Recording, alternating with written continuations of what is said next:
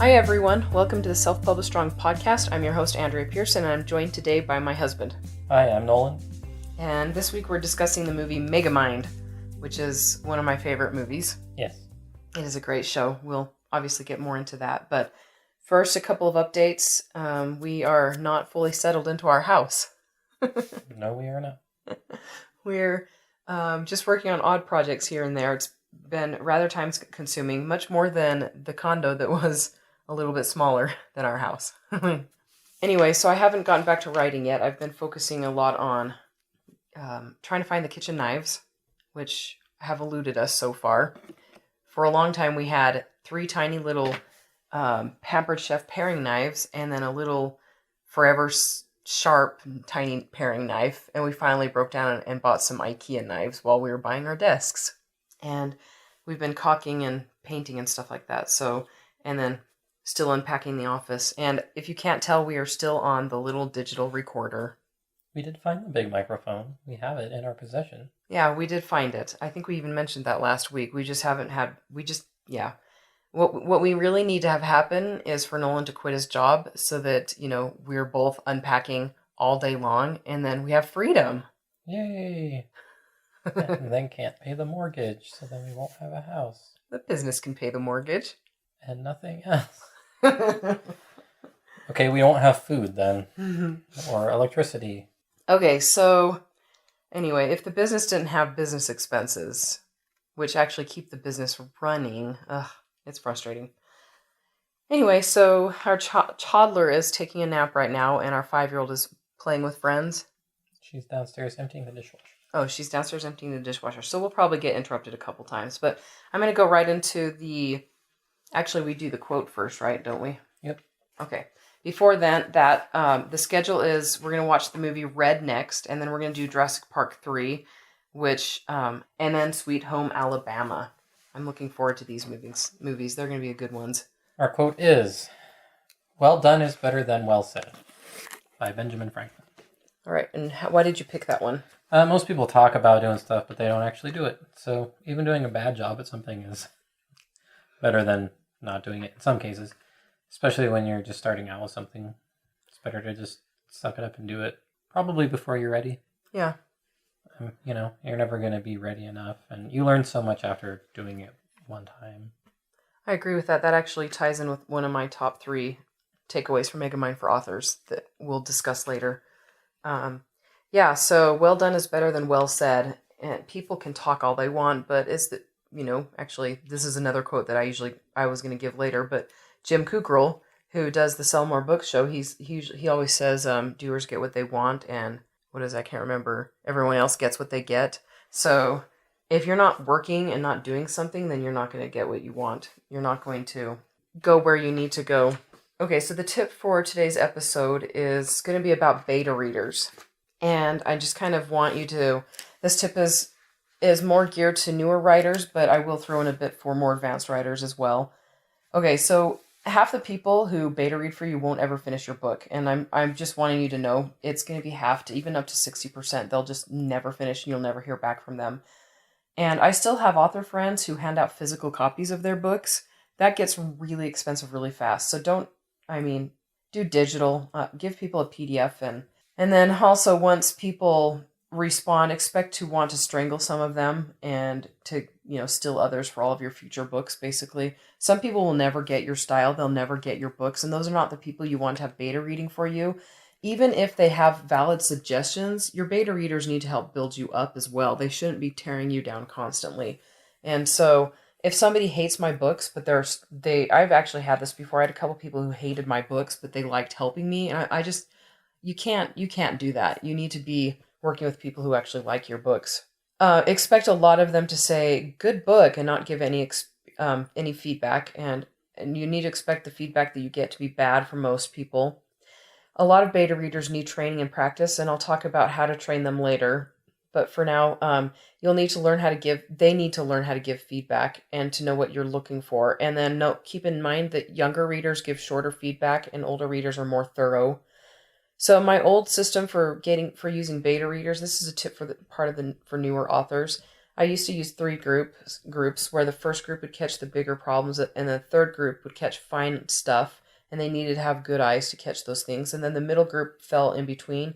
And I let the volunteers choose which group they wanted to be in, and I'd have the groups go separately. And so I would write the book, and then I would edit it a couple of times, 2 to 3 times, and then I would send it off to beta readers, and I'd have it go through 3 different groups of beta readers.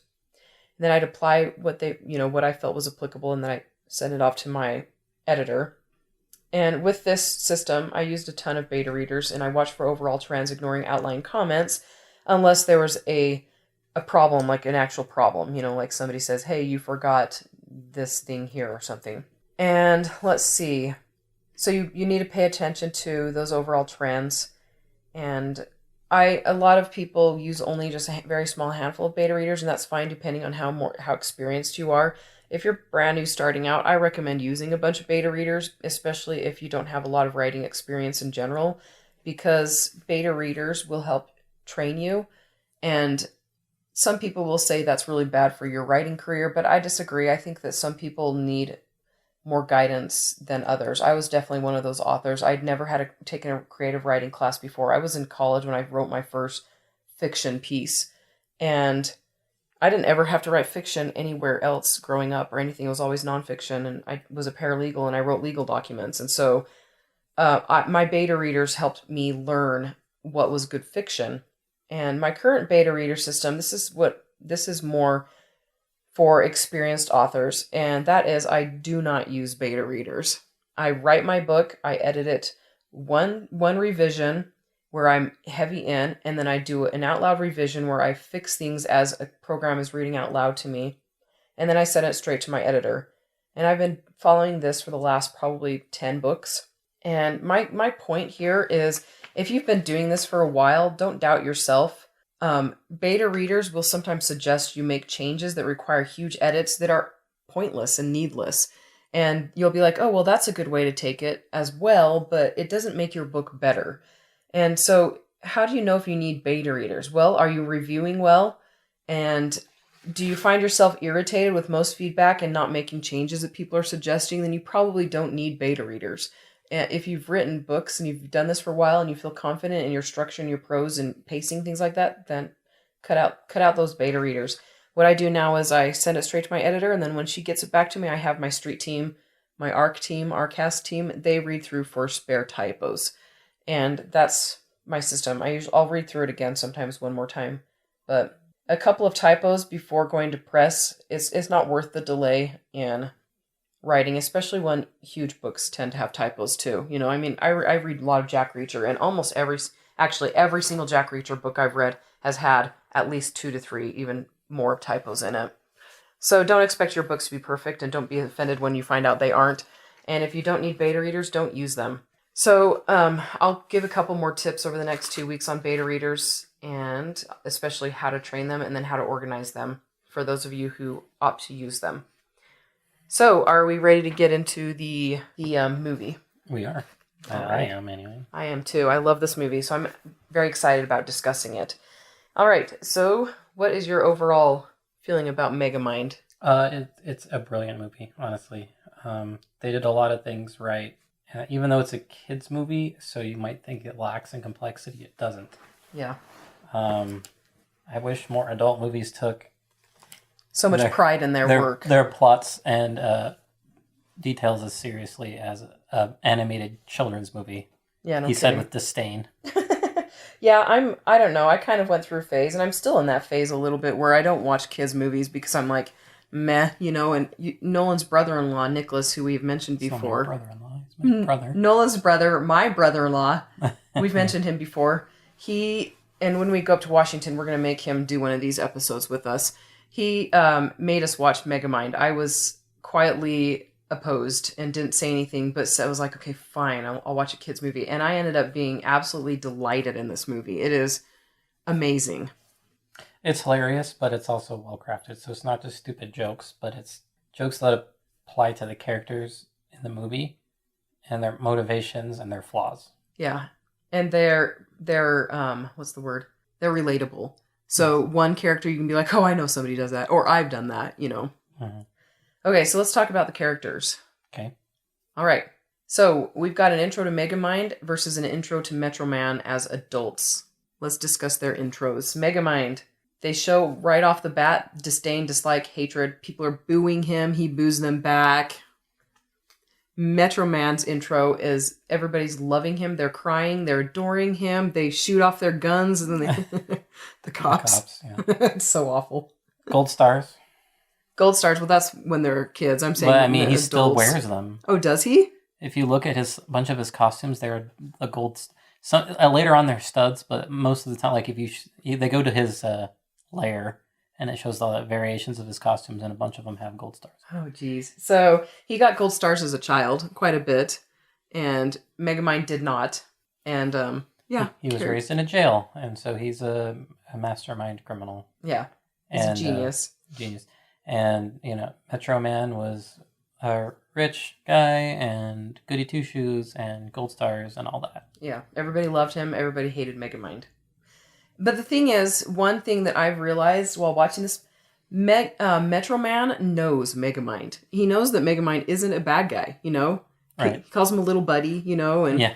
he's there's like affection between the two of them. It's playful. Everything they're doing is a game. It's not like they hate each other, Yeah.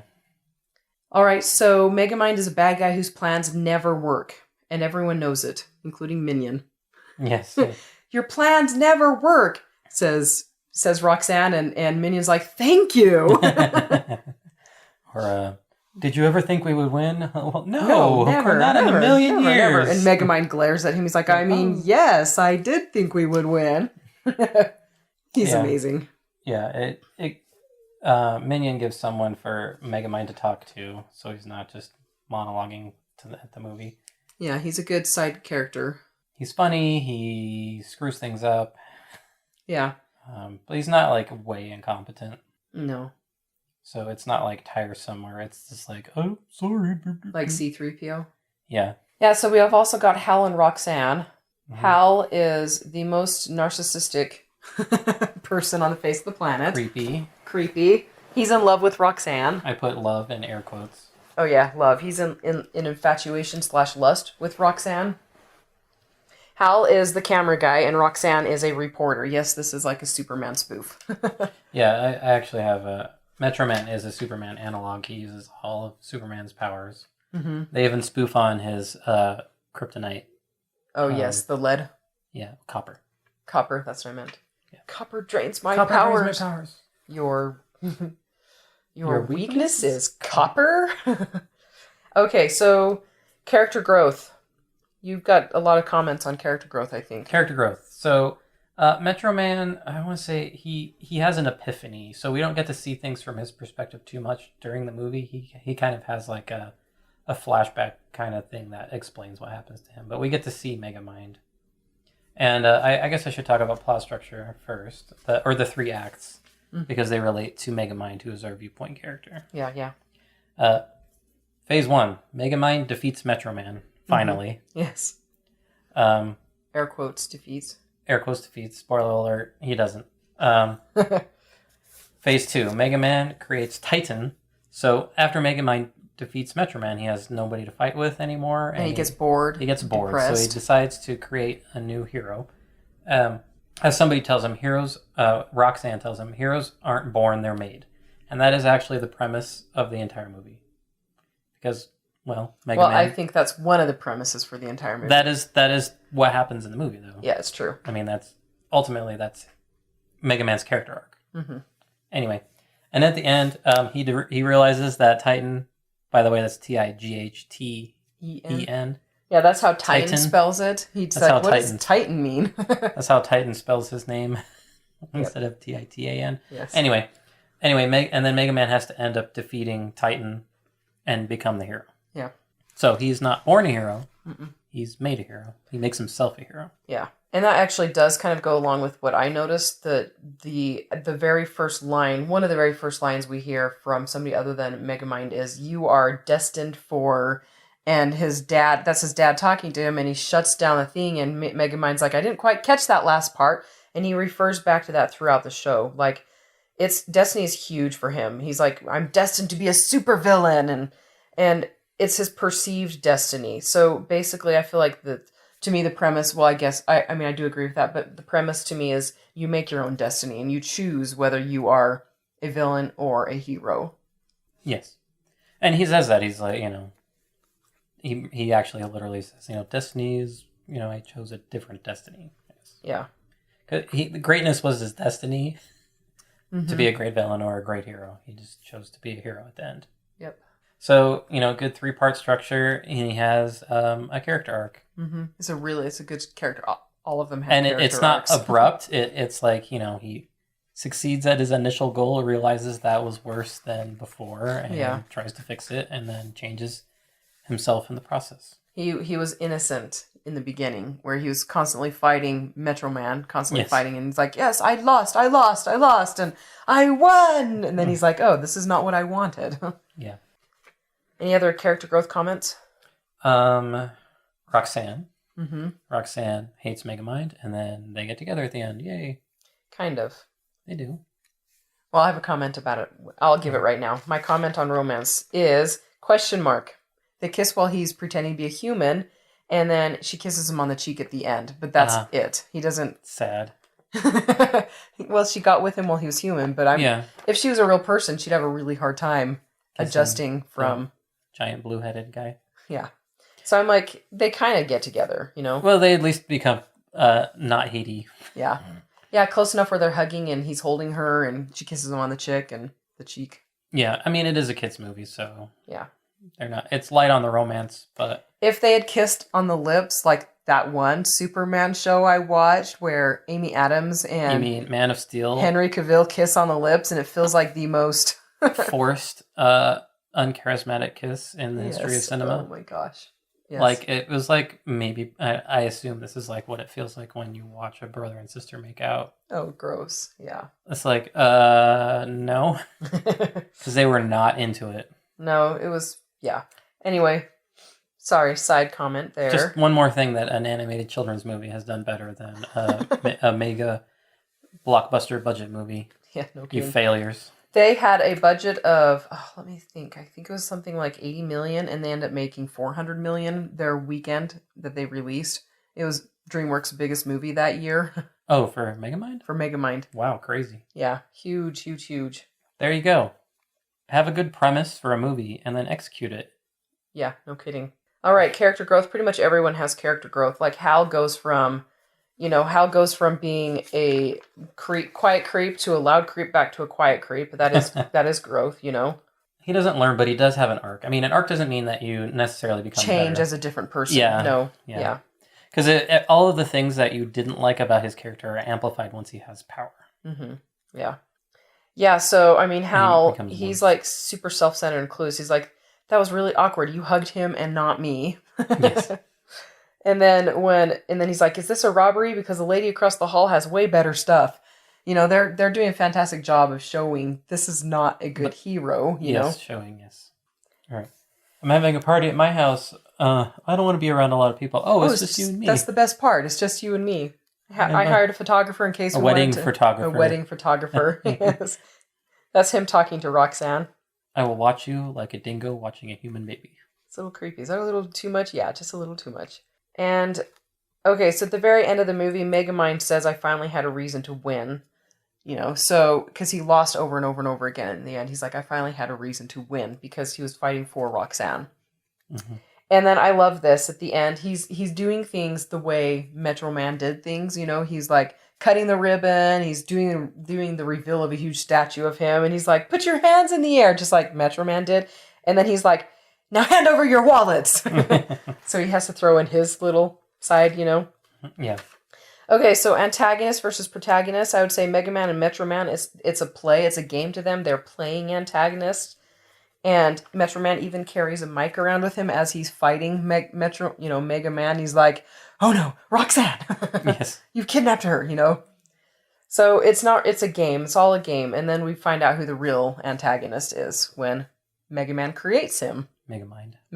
That's fine. I wrote Mega Man like 4 times on here. It got very confusing in my notes. I'm like, MM. Nope, I can't abbreviate to MM because Megamind Metro Man.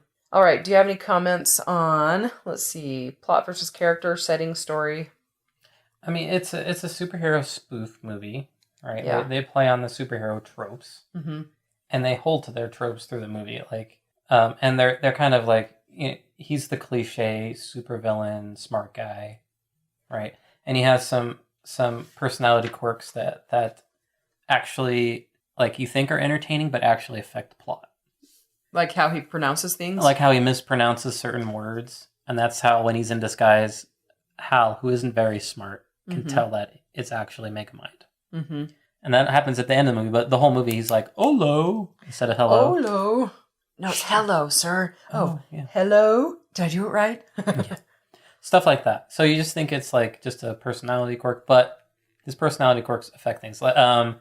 He likes to make big entrances, and he likes theatricality. Yeah. And he uses that to trick Hal into attacking. Anyway, he uses that to his advantage. Yep. You think it's just ego, but he actually does end up using it for a purpose. Yeah. So it wasn't yes. pointless. Yep. It wasn't just like him being showy for no reason. They actually made it work in a plot point. Yep. Agreed.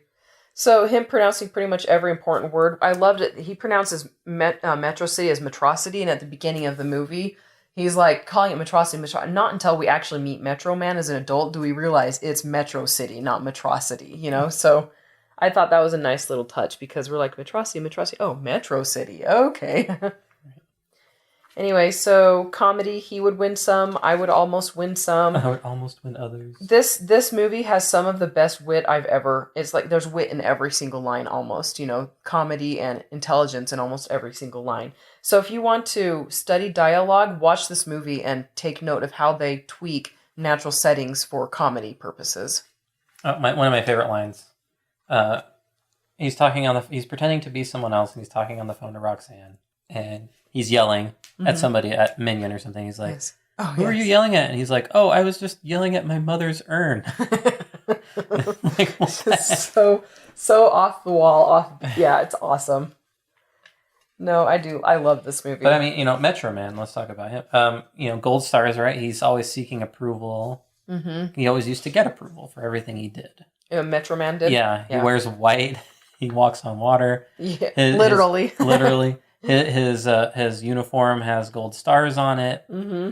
And then his arc, he realizes that he's not really fulfilled seeking other people's approval. Yeah, he wants to do things for himself. Yeah, he's never done them for himself. And he does that right at the beginning of the movie. He says that. He's like, my greatest honor is helping you, the helpless people of Metro City. And you can kind of tell that. Serving you, the help. Yes, exactly. You can kind of tell he's like, I love you, Metro Man, and I love you, random citizen. Yeah, so, I mean, they're not really people to him, you know. No, yeah. They're just a job that he's tired of doing. Yeah. And he doesn't want to leave without replacing that, because he does care about them. Yeah. So, you know, that's why he's glad Megamind takes the job, because he's like, he fakes his own death, but then he's glad Megamind takes over. He's like, it's time for, there's a yin to every yang. You need to go and find yourself, basically. Right. So he goes to be Music Man so he can keep his logo. It's so awesome. Because of what? And then encourages Megamind to become the new hero. Yeah, exactly. Like, gives him permission, I guess. Yeah. And then Megamind actually walks out wearing his cape. Yes. Okay, so, and that's great. That's good foreshadowing, because he ends up using... No, actually, that's later. He ends up impersonating him. Yeah. And he copies his powers. Yeah. And he ends up getting his butt kicked that way, and it's not until he uses his own skills that he defeats Titan. Yeah. So he was, I guess I just explained it, but, it wasn't until he was true to himself and found his own way to be a hero that he became the hero. Yeah. Just copying Metro Man didn't work. So here's my question for you. What's the difference between a villain and a supervillain? Presentation. Presentation! All right. Let's see. Plot structure. We've already talked about romance. I have a comment on the tone, the mood, technical aspects of the show. It's bright and cheerful. And it's a kid's movie, yes, but the way they portrayed it was to be bright and cheerful. Like Megamind, his personality is bright and cheerful, And so it's not a dark movie. He tries to be. He puts lots of spikes on things. He has a definite style, black and blue, like lightning bolt things with spikes and studs and things like that. Yeah. But he's trying to be a bad guy, but all his robots have like all his tech that he makes pretty much. They're spider-like and creepy. Yeah, but like it's a puppy dog basically. Oh yes, that's right. Who's a good boy? Who's a good boy? No biting. Let's see. I did have a comment on. So originally this was supposed to be a live action film, and they changed it to animation. How do you think it would have done as live action? I have a difficult time thinking about how they would cast that and do it. It would be really expensive. The makeup and everything. Megamind's makeup. I mean, Will Ferrell does Megamind's voice, and Brad Pitt does Metro Man's. So, Tina Fey is Roxanne. They could just straight up cast, I guess, all three main people because they can act and kind of look the part anyway. Yeah. I don't know, like live action would have been more expensive. Yes, I think they could have pulled it off, but I think that the computer animation, it has more of a bright and cheerful feel that they wouldn't have been able to pull off as well if it had been full CGI and I think live action. Stylistically, it fits the tone of the movie better to be animated. Yeah, and be more stylized. Yep. Yeah, and I don't know, it's. To tie that back to writing, it's, some books are written in present tense and first person. I mean, it depends on what are you trying to achieve with your writing style. You need to pick like third person or first person for a reason. Don't just do it because it's what you've always done or because it's what you feel is best. You need to do it what's best for the story to tell the best story you can tell. I have no comments on conflicts or pacing, honestly. Most of my comments were on. They do a really good job making sure that there's. I mean, the two main tones in this movie are action comedy. Yeah. Right. So they make sure they have enough in action and comedy plus enough downbeats to show contrast. Yes. So he's impersonating a human guy. I forget his name. Bernard. It doesn't matter. And he's dating Roxanne, and then she finds out it's him, and then dumps him, and then it's raining and kind of cliche, but that's fine because and then just stuff like that. And he has try-fail cycles. He doesn't succeed. Several try-fail cycles. He fails a lot, but his success at the end doesn't feel implausible. It doesn't feel out of reach. No, he actually, like you said, he uses everything that we already know about to win. So there's no Deus Ex Machina. It's all stuff that we recognize. Yep, he the ends. It's brilliant because he uses like the basic tools that he starts the movie with, like his dehydration gun that he made when he was a kid. Yeah. He always carries with him. Yep. Like that's how he wins. Yeah. It's not some weird like thing that he makes up in like 10 seconds in his garage. That's like some mega death cannon or something. No. You know what I mean? No. Like sometimes they do. They're like, I know if I take these two unrelated parts and I can build this weapon in 5 minutes. No, you can't. That's really good storytelling right there. Like build it in through your story, and it won't seem implausible at the end. Yeah, even if you're doing magic, which they do, they have magic and science fiction, and Yep, they establish the rules early on, and they seamlessly use them through the whole movie. Yep. The technology, their personalities, the setting, the like the locations, like the big building that Hal throws at the end. Mm-hmm. Yeah. The water fountain where he parks his car matters. Yeah, exactly. Remember that night I dumped you? I did look back. Right. Oh, I get it. Yeah. I mean, all of that seamlessly fits together to make a good story. Yeah. Please do this more often, people. No kidding. Okay, so for foreshadowing, we've got a couple notes I have on foreshadowing and research. Just really fast, the research is spot on in this movie. They set, like Nolan said, they set up the rules and they follow it all the way through. They don't make there's no implausible moments where I'm like that's implausible, because they've already set up the rules and they're following them. But foreshadowing, we've got Roxanne who's found her way into Megamind's hideout, and this is before they're working together. Yeah, this is before they're working together, and before she's quote unquote dating him. And Hal, the cameraman, is looking for Roxanne, and they show Hal looking for Roxanne right when the gun goes off that's going to create a superhero. So we know that it's probably going to hit Hal, because it's like the foreshadowing is there, The gun goes off and the little bullet enters a pipe that leads right straight into Hal's face. Nose specifically. And then we've also got a little bit of false foreshadowing, and I think this is not false as in they made a mistake. This is false as in they purposefully did this. At the end, when Hal's like terrorizing the city, we have a brief glimpse of Metro Man looking guilty, like he's going to change his mind and come back from and unfake his death, and he does, but he doesn't. Right, because then Megamind impersonates him, and we're like the viewers, like, oh, he did come back, but no, he didn't. Right, and yeah, exactly. And he makes a suit that copies Metro Man's powers, and then it's a hologram that makes him look like him, and then that breaks at the wrong time or whatever. Or he turns it off or whatever. I forget. She turns it off. Roxanne does. Oh yeah, and it is Metro Man descending from the heavens. Yes. With a chorus of angels. Yes. So bad and hilarious. Yeah. But I mean, that's happened more than once during the movie as well. Yeah. Like his hologram watch, they use it, and it's turned off at bad times. Yes. When it's inconvenient for him, or he's manually turned off.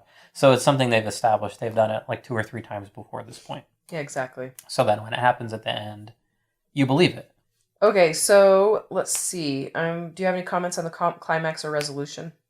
Epilogue/resolution? No, I mean, they just used their tools very well. I mean, like we talked about, they integrated the setting, the characters, what else am I going to say? Their personalities, and like the gadgets that Megamind uses consistently throughout the movie to achieve his goal in a plausible way in the only time he's ever won in his life, right? Because they show him fail. Yeah, even his end of third act win is a fail, technically, because he didn't actually defeat Metro Man. Right. Okay, so just a comment on the opening. They set the stage for the rivalry and the characters. They do every scene in this movie pushes things forward very nicely. So you know what to expect based on what you watch at the very beginning of the show. And I had that under number 22, which should have been number 1 if we were going to go in order. And let's see. Should I give my trivia right now? If you want. Okay, so Guillermo del Toro, he was signed on 3 weeks before the film was completed, and he, as a creative consultant, and he went through and excitedized it. He increased the excitement for the show quite a bit. And as I already said, it was supposed to be live action, originally supposed to be live action. They changed it to animation, which was a good change. And a little bit of a trivia that I noticed that I didn't read on IMDb. When Megamind wins, Hal, the cameraman, is wearing a shirt that says Game Over. Yes. You noticed that too? Yep. Yeah. Game Over. He's wearing it before, I think, and then he actually says Game Over to Megamind as well. Yeah, that's right. Game Over. Let's see. This is Will Ferrell and Tina Fey's biggest grossing film. Isn't that amazing? A kid's movie, and Will Ferrell is even huge better actor. than the Lego Movie. I guess he wasn't paid as. I mean, Lego Movie was. Did it make? I mean, he may have been paid more for Megamind, but yeah, did Lego Movie make more money? I don't know. Actually, I wouldn't count Lego Man. Lego Movie as being his movie. That's more it Chris is, though. Pratt. I mean, that's true. He's pretty big in it. He's president business. I mean, goodness sakes! And then he appears live in the movie. Let's see. Lego. I'm looking it up right now. Lego Movie make. I'm looking it up right now because I want to know. Watch Google in real time. Oh, nope, it did. The Lego Movie grossed $257 million for. Okay, nope. Actually, hold on. Maybe. Okay, so Megamind grossed $400 million, and Lego Movie did $469. So boom. So that I would have to say that trivia on IMDb was false. It was probably true at the time. It was. And that's still really big because Will Ferrell had been in how many movies before Megamind, you know? Quite a few. I mean, yeah. Certainly not his first movie, but that's interesting. Yeah. Okay, so let's see. Okay, so one funny bit of trivia here. In Michigan, a theater accidentally played Saw 3D instead of Megamind. Oh, wow. Not even close. No. Terrorizing innocent children. Okay, so I have another piece of... Oh, yeah, so 100,000 storyboards were created for the film. Wow. 100,000. What exactly is a storyboard? Just how they plan out the scenes. So like one storyboard is what in? one, like every time they switch a camera angle, Yeah. that's usually one storyboard picture, Mm-hmm. right? You're asking me. No, I'm telling you. Okay. Does that make sense though? Yeah. Like they show the picture of the building and then like how flying at it, and then they show the top view with him. Oh, that's right. Okay. Like so each one of those would be one. So that's a lot, 100,000. And they usually indicate like emotion, like what direction he's flying in or something like that. But it's not a lot. Think of it like a comic book of the movie. Mm-hmm. Is basically what it is. And they do that to set up their camera shots, and they do them a lot. Well, in any movie, but especially in animated movies, because their cameras can be anywhere, so they really need to think about. They don't have the limitations of a real camera. No. Mm-mm. All right, I say we do the top 3 takeaways for authors. We're only at 30 minutes. Oh, no, we're at 36 minutes, so... Uh-oh. That's fine. It's okay if we go to 40 minutes. That was what our plan was originally anyway. Top 3 takeaways for authors. What are yours? Okay. Give characters story arcs. Would you like to expound on that? Like, give them a plausible starting point, and then have them end up learning something or having the things that happen in the movie affect them in some way. TV episodes don't do this generally. Yeah. They do over like seasons, but not over episodes. Usually the person starts and ends the same at the end of the episode. But in a movie and a book, mm-hmm. This is a powerful tool. Yeah. Consider using it. Yeah, and it also, if you struggle with writing long books, if you are constantly producing books that aren't long enough, then brainstorming character arcs for your main characters is a good idea. Especially if they have multiple ones. And if you struggle with writing books that are too long, eliminate a few character arcs, Yeah. So if you're like, oh, my books are too long, then simplify. They make characters interesting. Okay?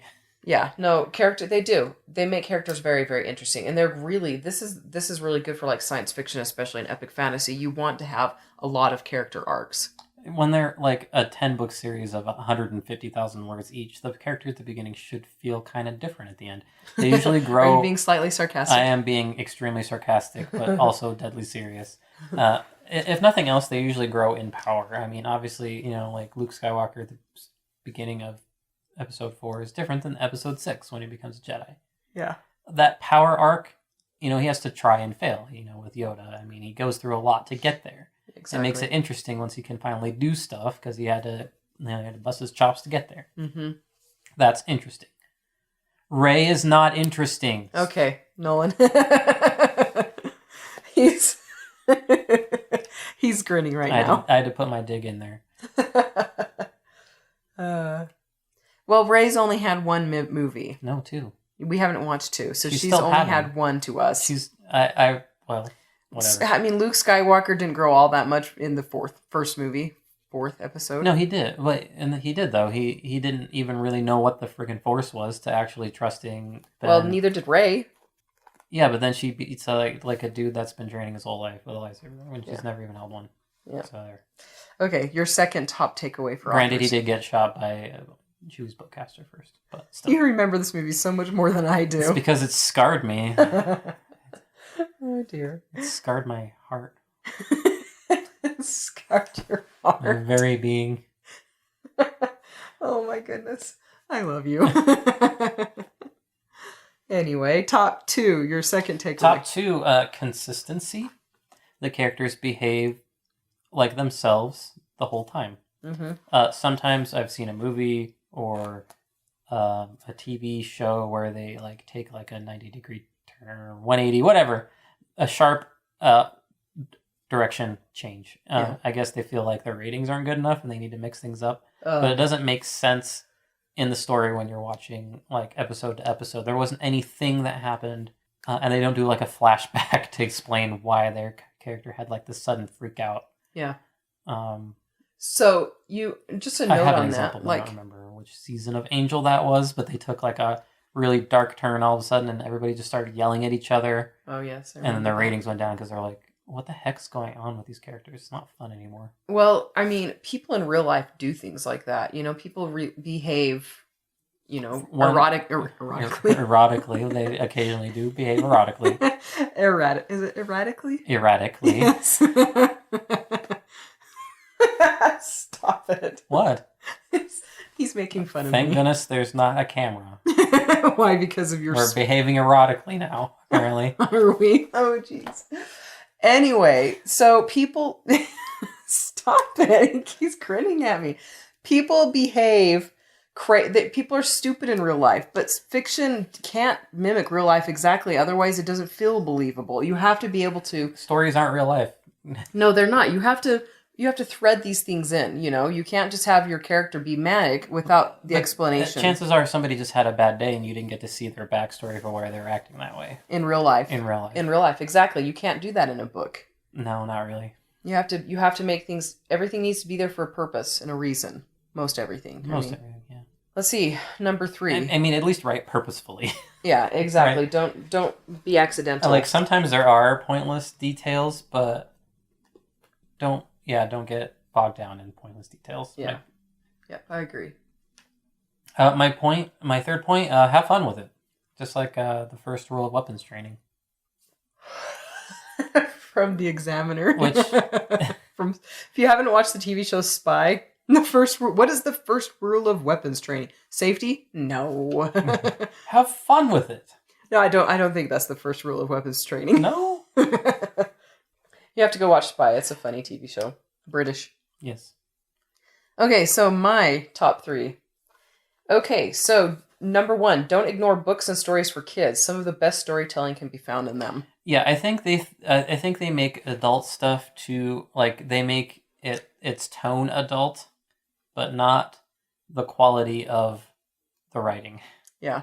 They're like, oh, there's lots of blood and violence. It's an adult movie, but but it's written poorly and but it's not cheaply. it's not like it has a complex character or story, plot points that make it complex, and you need to be an adult to understand the context or the flow of the movie, and you need to be sophisticated in order to understand what's happening. Exactly. And I mean, a lot of people, they look down on reading books like, I don't know, Harry Potter's, she's a good storyteller, Well, the reason why is because she told a friggin' story, and this is why it's like some middle grade movies are and why so good. stuff did so good is because they bothered to tell a real story and not rely on cheap tricks and rating, rated R, just so they can have nudity and violence in it that wouldn't normally be in there, and forget to tell an actual story about the nudity and violence that's going on and make you care about the people that just got shot in the head or naked. Yeah, agreed. They actually had characters and had a setting and spent time developing them and how they interacted with each other. And they had a history, a very broad history. She took years to develop that influenced the current events. Yep. Okay, so my number 2 is pay attention to details. I might have given this before. Sometimes I don't like a lot of detail in my story, but the detail I do give is important. And so, like in Megamind, when things are happening visually, it's makes it feel real. Like I was noticing that there are tar lines in the asphalt, on the streets they were fighting on, And then also a little bit of trivia that I didn't give earlier. They had a whole crew dedicated solely to the movement of capes. Wow. Yeah, so they were paying attention to detail. They wanted their capes to be realistic, and so they devoted a whole crew to making capes look realistic when they moved. Drawing drapery is actually a thing you do in art class. It's hard. Drawing like just fabric. That's all you do is like do that, and it's really hard. I can draw drapery that's hanging loosely, but in the wind. But I mean, they'll just like pile up some silk, and what does silk look like when it's in a pile? How does that hang differently or drape differently than velvet? How do you draw with a pencil differently? Yeah. How do you draw with, all these other mediums differently, and make them look like they're different, like they're the materials they're made out of? Okay, so my third third takeaway for authors is something that Megamind says. It's a quote, direct quote. He says, "There's a benefit to losing. You get to learn from your mistakes." Megamind loses over and over and over, but he has a point. Like, when you are constantly trying and losing, you learn from your mistakes and you become stronger. Like the authors that have their first book go big, they have no idea how to replicate that, The one-hit wonder syndrome, because they didn't know what they did in the first place to get that much there, success. and then they spend the rest of their lives trying to duplicate it. Yeah. I had a couple friends who did super super well in their first few books. Like one of them quit his job and bought a huge house, and he couldn't ever replicate that success because he didn't know how he got it. And so he had to go get a full-time job again, and they ended up downsizing quite a bit. So I'm like, it's better to be an author who claws their way up than to be an author who has a one-hit wonder. Building momentum. We often talk about. Yeah, it's important to build momentum. Every episode we talk about it, but that's because it's important. Yeah, so. Exactly. Anyway, so if you have any questions, go ahead and send me an email at andrea@selfpublishedstrong.com, and I actually just hooked that up to my regular author email, so I actually can see when emails come. If you have any questions for me, you can email her and say it's for me. That's true. And let's see, what else do we have going on right now? Any business type stuff? I gotta email the book covers to Tristy. Finally, because we moved and then everything fell apart and my computer didn't want to work. I switched out a bunch of parts or things happened to it. It was sad. Yes. So that's mostly, but not completely working now, but well enough to fix some things. Yeah, and I just bought a computer from Joshua, who is joining us for the Jurassic Park 3 discussion. He is our audiovisual guy. Thank you, Josh. And actually something that we haven't ever mentioned, the theme music for our show is from Kevin MacLeod, or it's MacLeod. MacLeod. MacLeod. You sure that's MacLeod? Yeah. LEOD, loud? MacLeod, yeah. Oh. Anyway, so he writes awesome royalty-free music, and I've used him quite a few times, and I recommend you go and check out his websites like Incomtech, INCOMPETCH.com. And again, go check us out on patreon.com/selfpublishedstrong, and come join my BookBub Promotions and More group. And if you have any questions on marketing and things like that we can answer in one of our future marketing episodes, support us on Patreon and get your questions over to us. And I think that's it for this episode. Yep. All right, everyone. We'll talk to you later. Bye. Bye.